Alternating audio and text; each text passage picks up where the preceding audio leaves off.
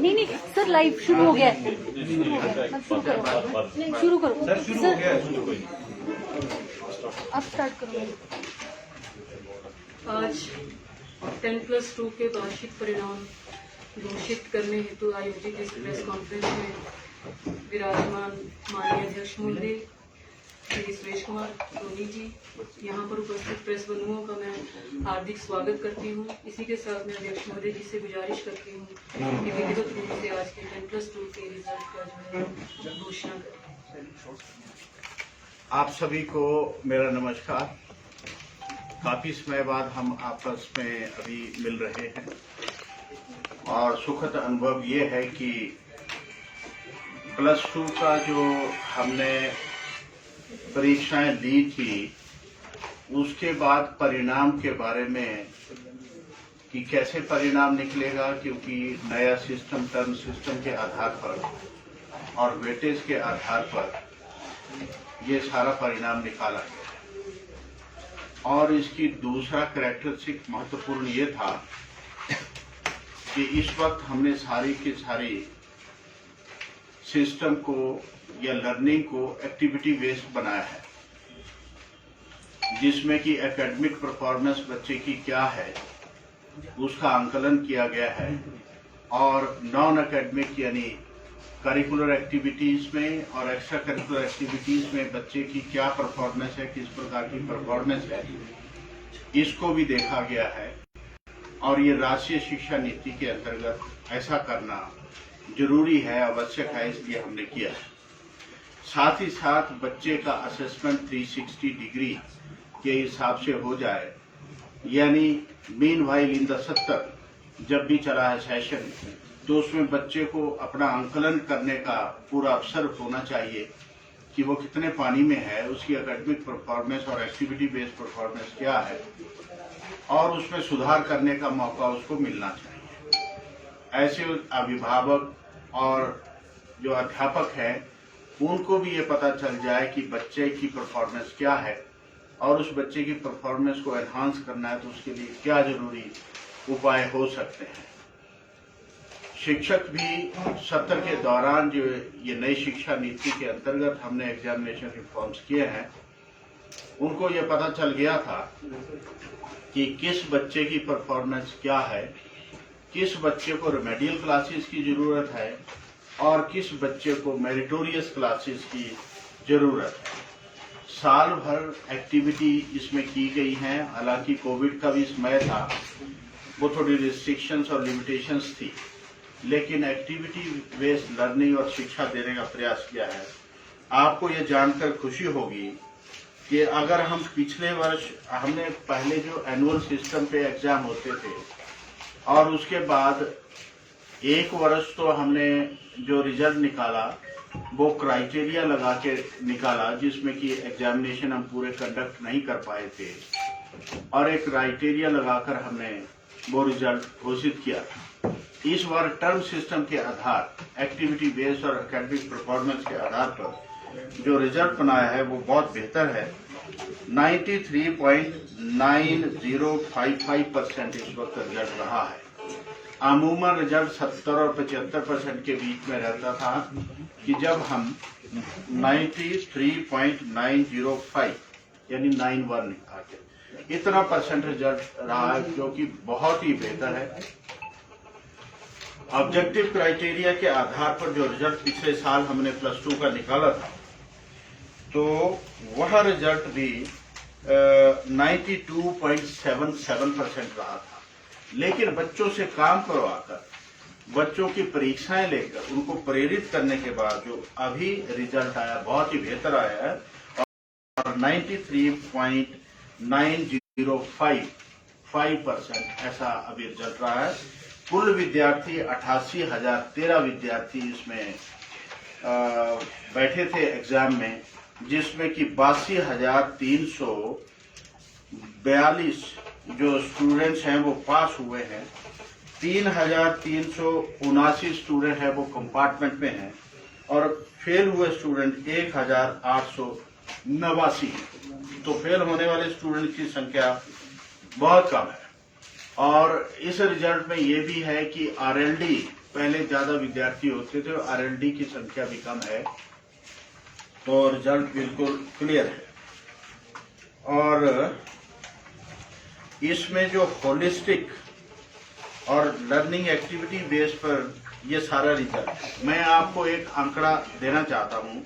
2017-18 में जो विद्यार्थी उत्तीर्ण हुए थे उनका परसेंटेज था 70.18, 2018-19 में 55.26, 2019-20 में 76.07, 2020-21 में जो कि क्राइटेरिया के आधार पर निकाला गया था 92.77 और 2021-22 जो टर्म सिस्टम के आधार पर निकाला गया है इसमें 93.91 रहा है, तो बहुत बेहतर है। जहां तक मेरिटोरियस स्टूडेंट की बात है तो मेरिट में भी इस वक्त सरकारी स्कूलों की बच्चे जो है वो मेरिट में ज्यादा है। आर्ट्स में अभी प्रथम 10 स्थान पर रहने वाले जो बच्चे हैं उनमें सारी की सारी छात्राएं हैं। 20 छात्राएं हैं इसमें पहले स्थान पर, सारी छात्राएं हैं। इसमें सरकारी विद्यालय के 19 छात्राएं हैं और निजी विद्यालय की 1 छात्रा है। साइंस स्ट्रीम में पहले 10 स्थान में जो संख्या है वो 53 है, तो 53 में 14 छात्र हैं और 39 छात्राएं हैं। यहाँ भी संख्या ज्यादा छात्राओं की है। 14 जो है सरकारी विद्यालय के हैं, 39 निजी विद्यालय के हैं। कॉमर्स स्ट्रीम में जो पहले 10 स्थान हैं उनमें 19 विद्यार्थी रहे हैं, जिसमें कि 2 छात्र हैं और 17 छात्राएं हैं। सरकारी विद्यालय के 12 छात्र छात्राएं हैं और निजी विद्यालय के 7 छात्र छात्राएं। तो कुल मिलाकर इस प्रकार का ये परिणाम रहा है। और मुझे लगता है कि जो एग्जामिनेशन रिफॉर्म किए हैं नई शिक्षा नीति के तहत वो स्टूडेंट फ्रेंडली हैं और वो एक बेहतर समाज और शिक्षा को बेहतर दिशा देने में ये सारे प्रयास हुए हैं। मैं आप सबको बधाई देना चाहता हूं और विशेषकर जो बच्चे जो ऐसे मेरिटोरियस बच्चे और बाकी सभी बच्चे जो पास हो गए और कुछ बच्चे जो फेल हुए हैं उनको भी मैं ये कहना चाहता हूं कि वो अपने प्रयास बढ़ाएं। आर्ट्स में पहला स्थान छात्रा जो है ये government girls model senior secondary school Ghumar में, कुल अंक 494 हैं, 98.8% ऐसा इसका स्कोर रहा है। दूसरे स्थान पर 2 छात्राएं हैं, एक चंबा से है और government senior secondary school Chamba, angel इसका नाम है, और पहली बच्ची का नाम जो प्रथम स्थान में उसका वानी गौतम है, एंजल उसका नाम है और इसके 490 मार्क्स हैं। और दूसरे स्थान पर एक और 490 जो सोलन से है बच्ची, वंशिका इसका नाम है, government senior secondary school Sai. और तीसरे स्थान पर जो बच्ची है वो है शीतल वर्मा, 489 उसके मार्क्स हैं, शिमला से हैं, गवर्नमेंट सीनियर सेकेंडरी स्कूल खलक। और 489 मार्क्स ऐसे तीसरे स्थान पर सोलन से एक और बच्ची है Tanvi Verma, government senior secondary school Bhojnagar. तो ये 3 स्थान ऐसे रहे। ऐसे 10 स्थान की पूरी लिस्ट आपको दे दी जाएगी। जहां तक कॉमर्स स्ट्रीम की बात है तो उसमें भी छात्रा जो है ऊना से है, उसका नाम है Tanisha Bhardwaj, government senior secondary school Thathar, 490 marks लिए हैं, 98%। दूसरे स्थान पर माल्या भाटिया, कांगड़ा की government senior secondary school Dehra, 487 marks हैं। तीसरे स्थान पर 484 मार्क्स सोलन से है बच्ची सगुन सिंह, ये प्राइवेट स्कूल की BL Central Public senior secondary School Kunihar की बच्ची है। ये 3 स्थान कॉमर्स में, ये पहले 3 स्थान। साइंस में पहले 3 स्थान अगर देखिए तो हमीरपुर से new Gurukul public school Gopal Nagar का ये बच्चा है क्षितिज शर्मा, 493 मार्क्स लिए हैं, 98.6%। और ऐसे ही प्रथम स्थान पर एक बच्ची है Shagun Rana, Ishan public senior secondary school Har Samloti, ये कांगड़ा से, इसके भी 493 मार्क्स हैं।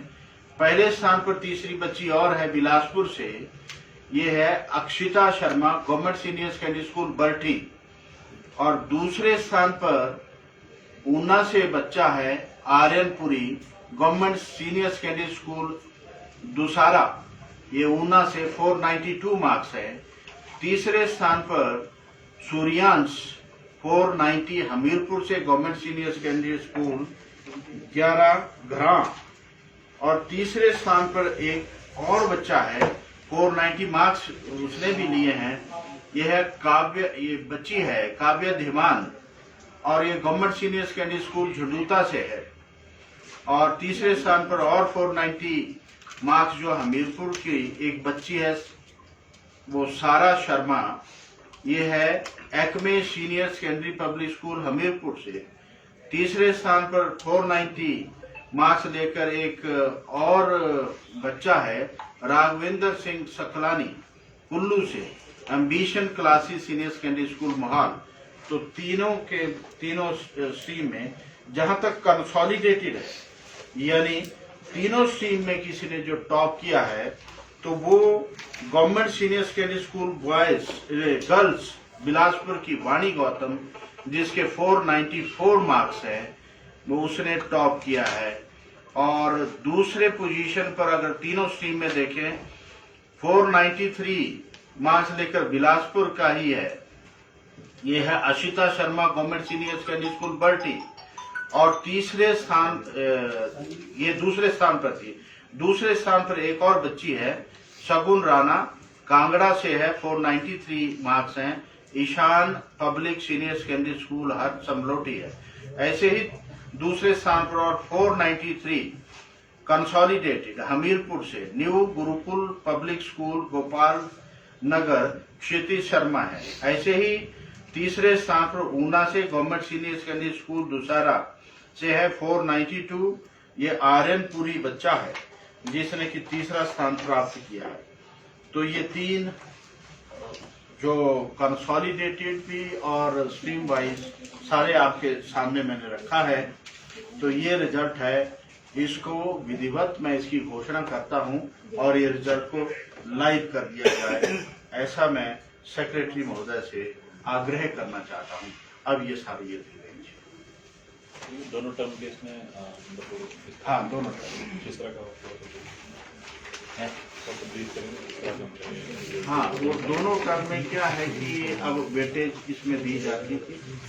जो क्वेश्चन पेपर था इसको हमने बहुत साइंटिफिक बना दिया था, यानी 20% ऑब्जेक्टिव टाइप रहेगा और सब्जेक्टिव टाइप जो है वो 80% रहेगा। तो फर्स्ट टर्म में जिन बच्चों का परफॉर्मेंस सही नहीं रहा या थोड़ा कम रहा, कुछ मार्क्स कम रहे, तो आगे उन्होंने मेहनत की दूसरे टर्म में, तो टीचर्स ने भी मेहनत करवाई और उनके पेरेंट्स ने भी तो सीरियसली लिया। परिणाम ये निकला कि फिर अंततः जो रिजल्ट निकला है वो बहुत बेहतर निकला है और 93.91% इतना रिजल्ट निकला जो बहुत ही बेहतर है। 10th का रिजल्ट कब तक आने की संभावना है? 10th का रिजल्ट अभी हम आप ये देखिए कि 5-6 दिन का, एक हफ्ते का हमें मौका दें, उसमें भी किसी प्रकार की कोई प्रॉब्लम ना रहे, कोई बॉटलनेक ना रहे, इसको हम निकाल लेंगे। संभवतः है हाँ 24-25 तक हम टारगेट लेके चले हैं। काम पूरा जोरों पे है।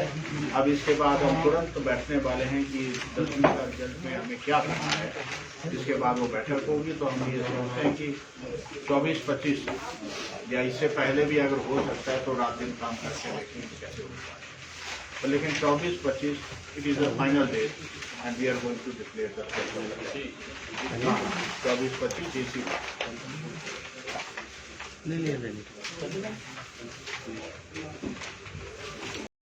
ठीक ठीक ठीक।